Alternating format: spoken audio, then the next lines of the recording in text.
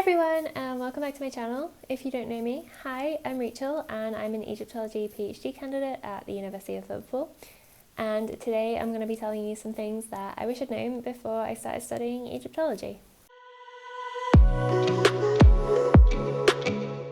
So the first thing that I wish I'd known is that if you study Egyptology, absolutely no one will understand what you do. So this is something I discovered pretty quickly when I started uni, is that no one really knows what Egyptology is. And I remember moving into halls and everyone's kind of like greeting each other, and one of the first things that people will ask you is what subject you're studying. So there'll be people just doing stuff like English, maths, law, and everyone's like, oh, okay, cool. And then they get to me and it's like, hi, I'm Rachel, I do Egyptology. And the first question every single person asked was, what's that? Because absolutely nobody knows what it is. It's such a niche subject. And yeah, you'd think it's pretty self-explanatory from the name, but because people have never heard of it before, their first reaction is always just, what is that? But then obviously once you've told people what it is, people are usually quite interested because it's so different, especially if you're telling family members or something. I've always found that they're quite interested, but it can lead to some pretty interesting conversations sometimes. So the second thing that I kind of wish I'd known is how many people really stick with conspiracy theories. So again, once you've told people that you study Egyptology, it does lead to some kind of weird conversations sometimes. So I remember coming home from sort of nights out at uni, and the taxi driver would be like, oh, you students? And you could, yeah, and be like, well, what subject do you study? And again, it gets to me and, oh, I study Egyptology. And I had so many people just come out with the absolute weirdest stuff about it. And even at conferences, once I got into my PhD and I've been to sort of interdisciplinary conferences, and I've sat next to people at conference dinners that don't study Egyptology. I think there was a guy who studied music or something, and I said what I did and he started talking about ley lines and things like that. So it does take a little while to get used to the amount of sort of conspiracies and things out there that people believe that just aren't really true, but they're so widespread and a lot of people do accept them. Another thing that I kind of found out quite quickly at uni is that there's a lot of reading involved, and I think this is probably the same with quite a lot of degrees, especially sort of arts-based ones. And there's definitely a lot of stuff for Egyptology. And at undergrad level, I was actually really quite bad at this. I'd start sort of every semester, every new year, and I'd be like, right, this semester, I'm going to do all the reading. And I'd be so good for like 2 weeks, 3 weeks, and then I would just go completely downhill. And I'd do the reading that I needed for my essays, but the actual weekly stuff for every seminar, not all of that would get read. But I think at undergrad level, it doesn't really actually matter so much. Most of the stuff that you're going to be examined on and that you're going to be doing your coursework on, that you'll read extra stuff for any essays you write, but anything that comes up in exam is just going to be the stuff that you've learned in lectures anyway. So that additional reading is good, and yeah, I should probably be telling you to do it, but it's not kind of the be-all and end-all of everything. But then once I've got to sort of master's level and PhD, obviously with doing my own research, no one is giving me essay questions, no one is telling me information anymore. So yeah, I do a lot more reading now, and I'm a lot sort of more on top of it. I'm much better at actually doing that kind of stuff. Another thing that's really useful kind of when you get a bit further up especially is different modern languages.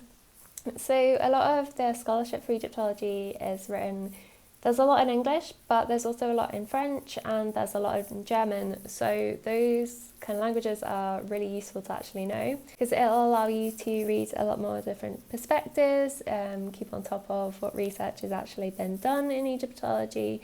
So they're really useful, and they are kind of, when you get to a high level, something that you're a bit more expected to be able to do, to read English, French and German.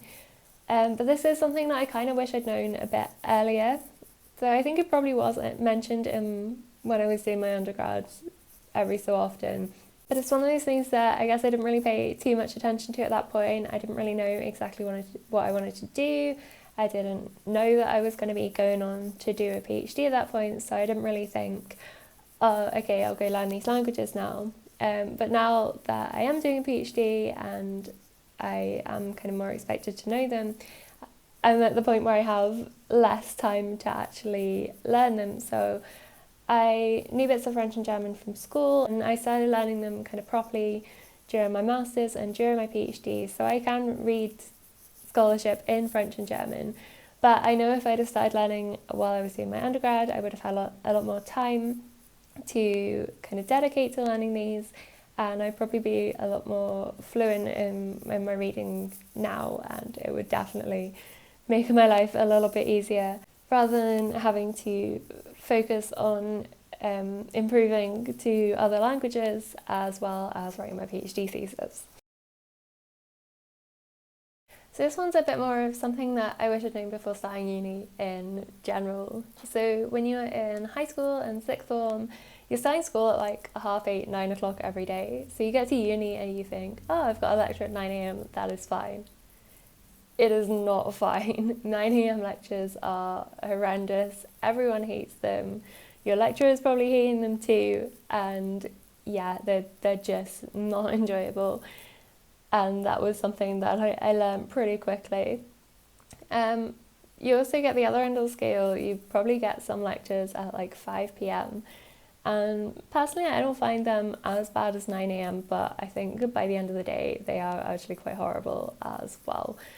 So yeah, if any of you start in uni, do actually get the choice of when your lectures are scheduled.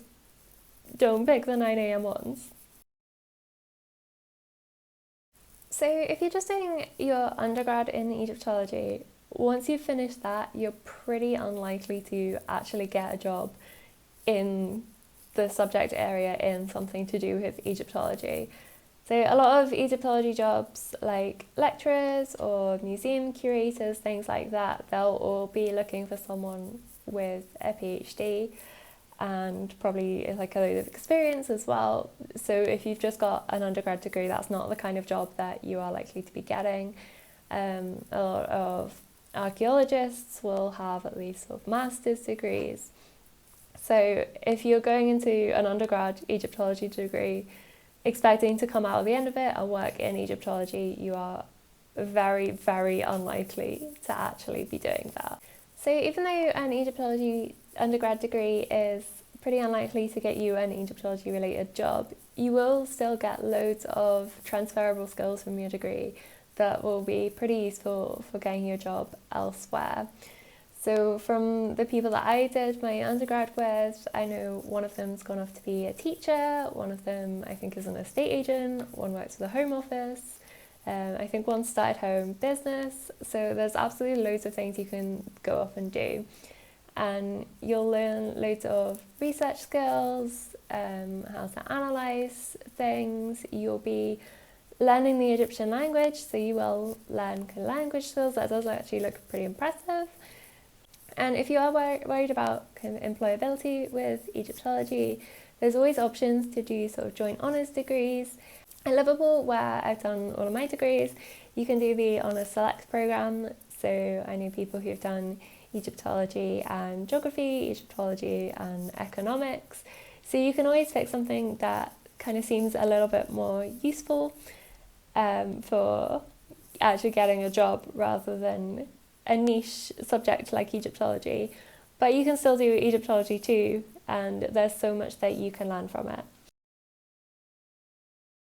And the last thing to know before you study Egyptology is that you should enjoy it.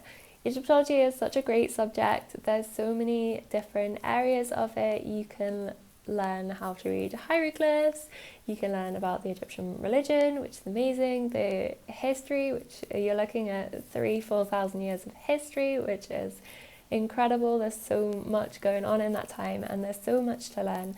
So if you're thinking about studying Egyptology, it is an absolutely amazing subject. and you will love it and you should do it. But for now, that's all for this video, so see you on my next one.